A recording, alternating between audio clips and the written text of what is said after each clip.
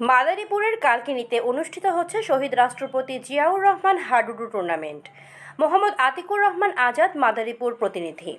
মাদারীপুরের কালকিনি উপজেলার রমজানপুর ইউনিয়ন বিএনপির উদ্যোগে অনুষ্ঠিত হচ্ছে শহীদ রাষ্ট্রপতি জিয়াউর রহমান স্মরণে গ্রাম বাংলার ঐতিহ্যবাহী হাডুডু টুর্নামেন্ট।